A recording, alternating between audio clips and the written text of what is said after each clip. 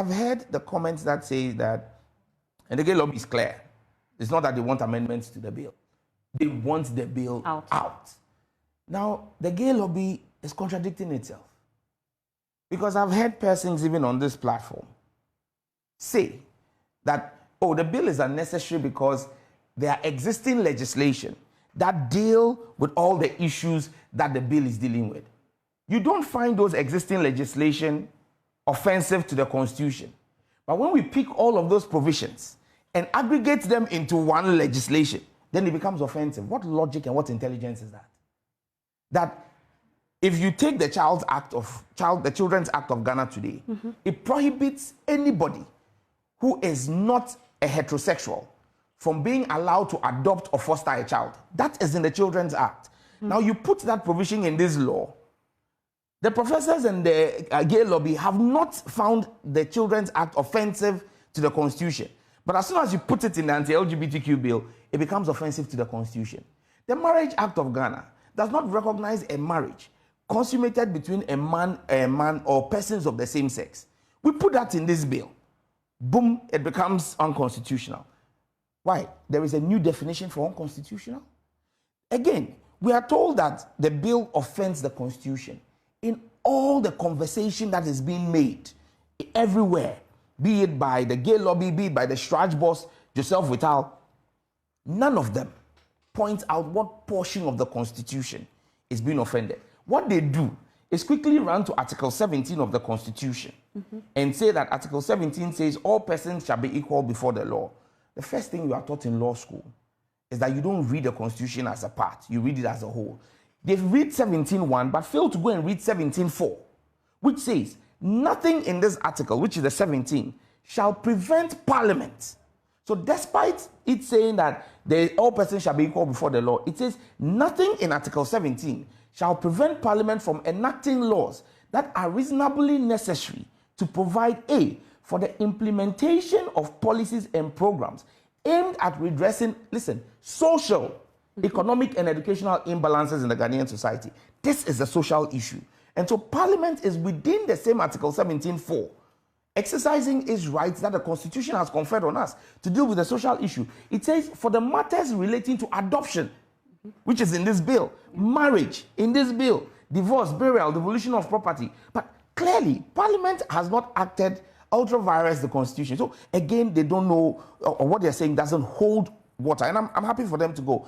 Then it is shocking to hear the Strach boss and members of the gay lobby say that you cannot enact legislation on the basis of cultural imperatives. Why? Which law school did they attend? Respectfully.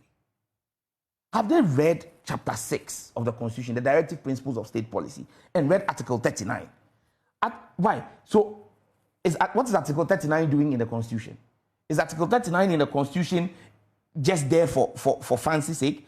Article 39 says cultural objectives and imposes this as a directive principle of state policy. And it says that, subject to Clause 2 of Article 39, the state shall take steps to encourage the integration of appropriate customary values into the fabric of national life through formal and informal education and the conscious introduction of cultural dimensions to relevant aspects of national planning.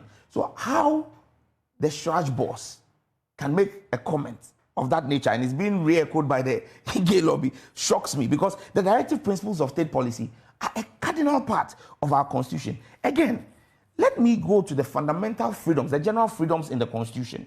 The general freedoms in the Constitution are established in Article 21. And I'm happy the former Deputy Attorney General is here. And he's noting. He's a senior lawyer who would be able to correct me or any other person on what the position of the law. When you read the Article 21, General Fundamental Freedoms, it expresses all the freedoms. Freedom of speech and expression, freedom of thought, conscience and belief, freedom to practice any religion, freedom of assembly, freedom of association, freedom of information, and freedom of movement. But then again, it goes to 21.4. And 21.4, he says, a person, he says, nothing in or done under the authority of a law, like what we are passing, shall be held to be inconsistent with or in contravention of this article, which is 21, which lists all the fundamental freedoms. to the extent that the law in question makes provision for in E, that which is reasonably required for the purpose of safeguarding the people of Ghana against the teaching or propagation of a doctrine which exhibits or encourages disrespect for the nationhood of Ghana, the national symbols and emblems, or incite hatreds against other members of the community, except so far as that provision, or as the case may be, the thing done under the authority of that law is shown not to be reasonably justifiable in terms of the spirit of this Constitution.